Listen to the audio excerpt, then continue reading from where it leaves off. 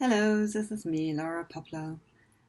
I'm a participatory designer and researcher from Europe. My position has grown from a journey through the fields of participatory and site-specific art, media architecture, political activism, and participatory design. Specifically, the community of participatory design has offered me a vivid and critical group of practitioners and researchers willing to re-ask their own assumptions of doing design and research. So I would like to invite you all to the Participatory Design Conference taking place in Manzanares, Colombia, and for sure online in 2 weeks. I will talk now about the topic of participatory transformations and the imagination of common otherness or multiplicity, which was also a topic of my PhD, which I just currently finished. So the topic of my presentation are the frictions of participatory transformations and a concept that I developed through my own design experiments and reflections of political concepts, especially the dichotomy minority versus majority, which is still also at the core of most participatory practices.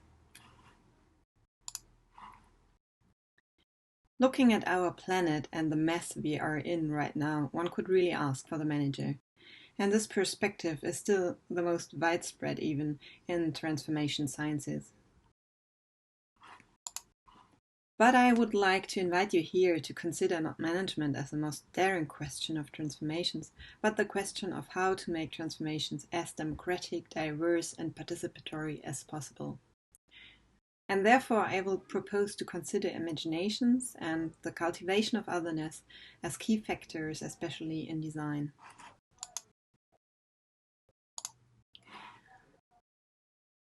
My own understanding of design was changed first through a series of collaborative projects in urban space.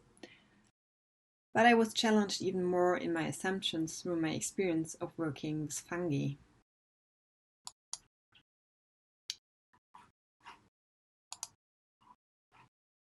In a series of experiments between 2010 and 2014, I worked with the material capacities of fungal mycelium in architecture and design, exhibited and developed an open source greenhouse, among other things and artifacts.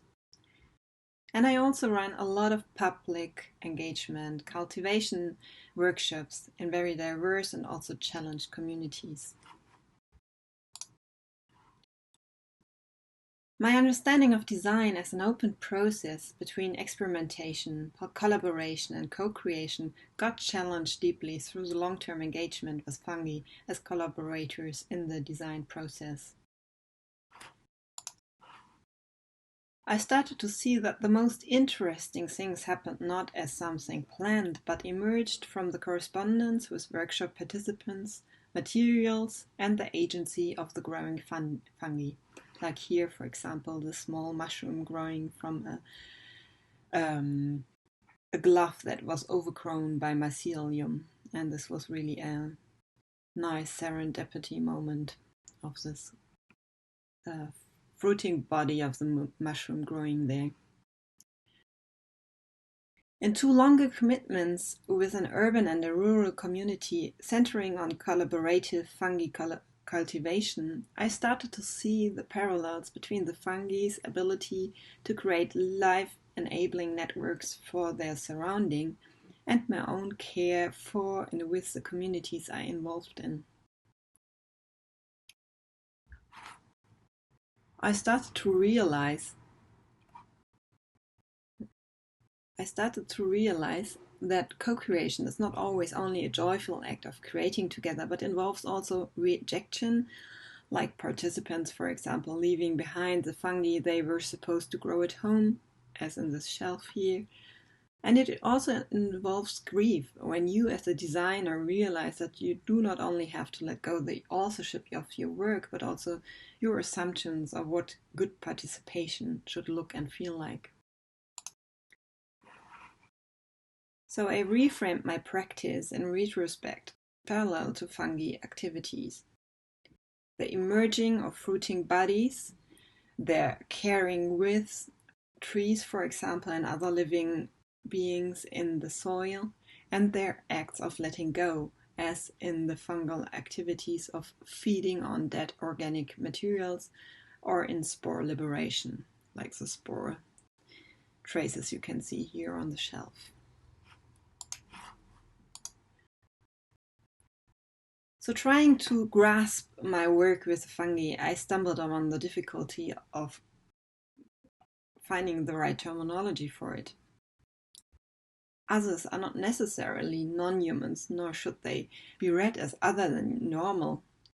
I started to call the necessarily different counterparts with which we relate in making others in order to distinguish them from the concept of non-humans or more than humans.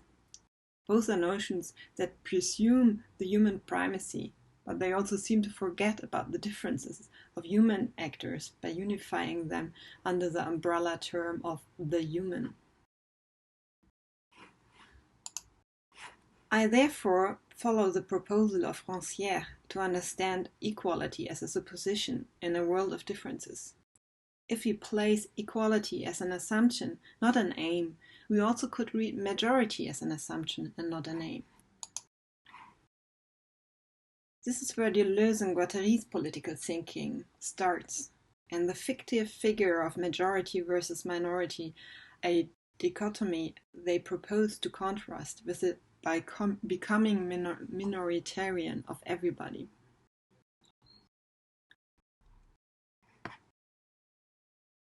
This idea is closely connected to the principle of multiplicity, a form of common otherness of all being and knowing. We are all other. So, what happens if we understand multiplicity and equality as suppositions? How can we contrast a centered design practice with the perspective of common otherness? In 2015, I organized both local and global hackathon event called Cycle Hack with my students in Wuppertal. The most irritating moment of the whole process was a conflict with a part of the local cycling activists, with which we initially planned to collaborate.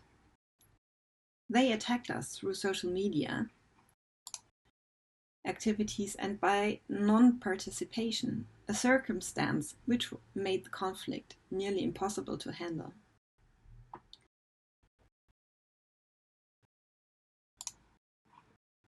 My first reaction was to read this conflict as a conflict between designerly and activist practice. My second thought was that our designerly intervention provoked a kind of re-articulation of the issue of cycling in the local context. It produced a necessary counter-perspective, a contingency that caused a political positioning on both sides, both the designers and the activists.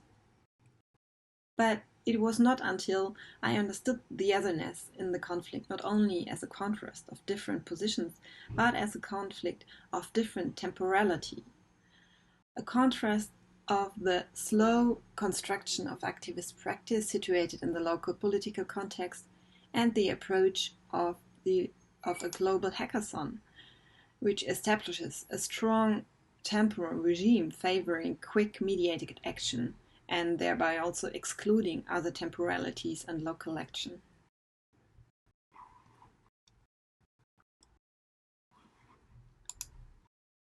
Mapping the qualities of designing with fungi to the hackathon experience helped me to avoid an effect of othering the activist practice and to emphasize instead a need to work with different coexisting temporalities and transformations. I propose, therefore, that designing for decentered pluriversal transformations requires to design with hesitation and presence of others whose articulations are never fully translatable. It requires to acknowledge design's own temporal regimes as present, for example, in design's orientation towards a linear, better future or the practice of fast prototyping for solutions. Designing with imaginations of otherness means to open up for the contingency of multiple solutions and to make time to care with multiple coexisting temporalities. Thank you.